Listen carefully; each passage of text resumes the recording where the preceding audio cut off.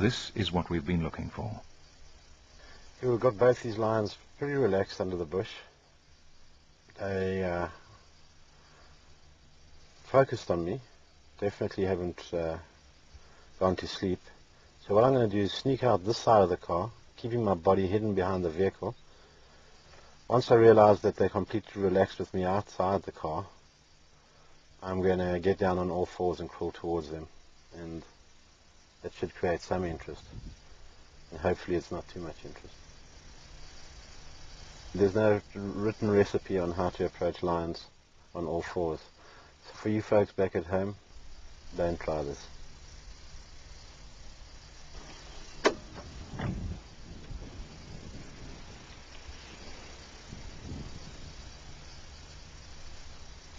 These lions are aware that we're out the car. The one's staring continuously in my direction. Keeps checking. So they are aware we're out the car. As an upright human, he'd be scared of me. If I went down on all fours, it'll change his attitude. Let's just show you.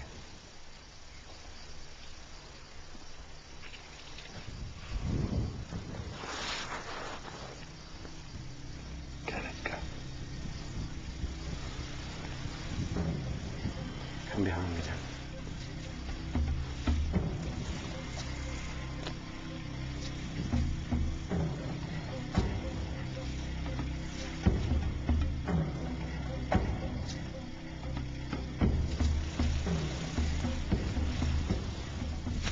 Crawl straight towards him. I think he's going to probably scoot, so I'm going to crawl towards this bush in front of me.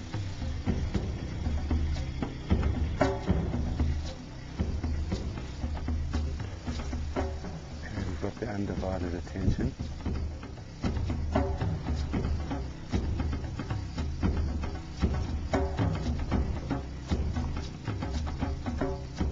Lions have individual character. Mike will be meeting the more confident one.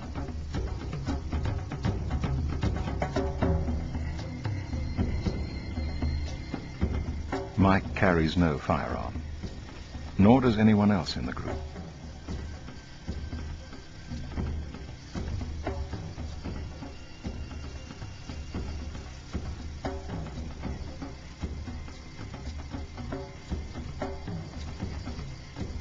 If the lion rushes Mike now, he has absolutely no chance of making it back to the vehicle. He's getting ready.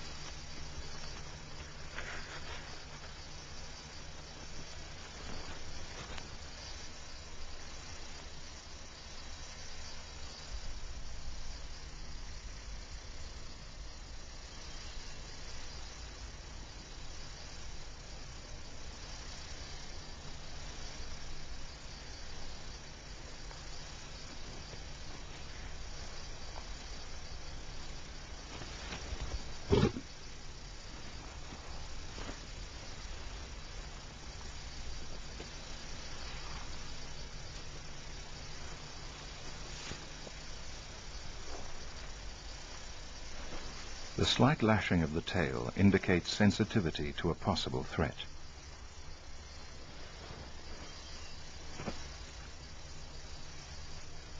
Mike has spoken of floating over the edge of the lion's comfort zone. Whether he can exit safely is another matter.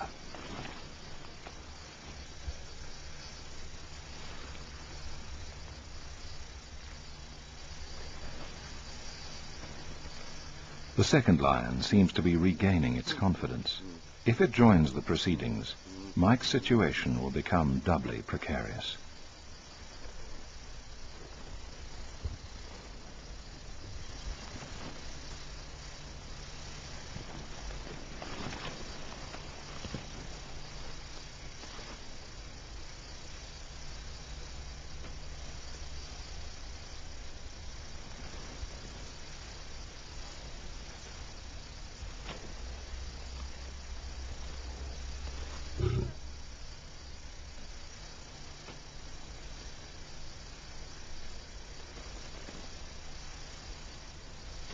Mike plays the lion along, trying to keep its psyche balanced on the razor's edge between interest and caution, or between attack and retreat.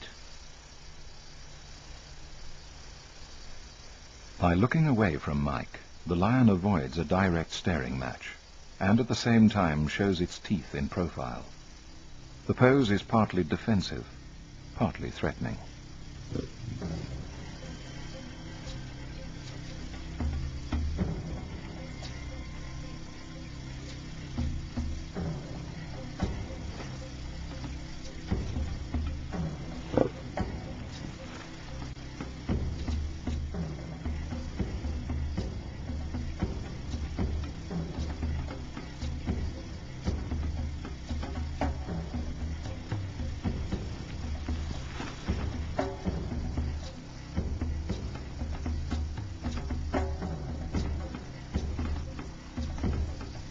Mike lies back in the grass.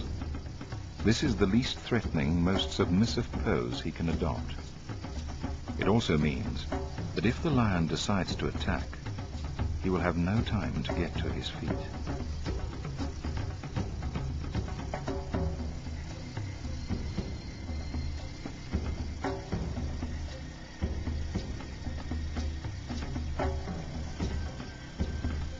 An exploratory jab with a paw could remove Mike's face.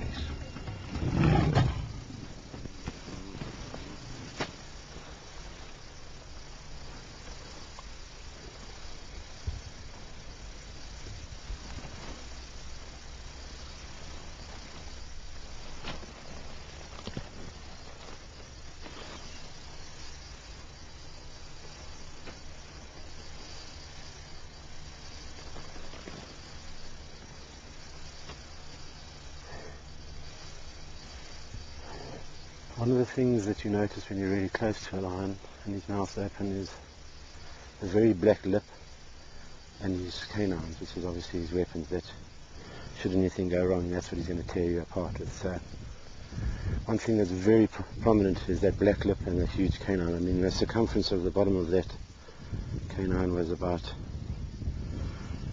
bigger than $1, you know, so very sharp.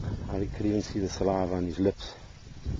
And he got very interested in me at the end, came in very close, which probably made him a little more braver than, he was braver than I. I always backed off out of his circle so that I didn't become obvious a prey. You know, if something doesn't move and he comes in and he sniffs, and he likes what he smells, he's going to give you a cuff. And if that cuff knocks you out or injures you or draws blood, the whole process changes. The cogs go forward and that's what becomes a kill. So our lion's man-eaters, this morning it didn't look like. He was very interested as a toy or a plaything, but I don't think he saw me as a food source. You can imagine that you can threaten the king of beasts with a toilet roll, and that's simply not to knock him out with or, you know, shed tears, but it's basically an object that if he comes right in and it looks as though he's going to have a go at me, I'm going to use this either to throw at him, to make contact with him, or to throw past him, which will distract him for a second. It'll catch his eye, and in that second, that's the second I need to get myself out of the predicament I've just got myself into. Would Mike be able to interact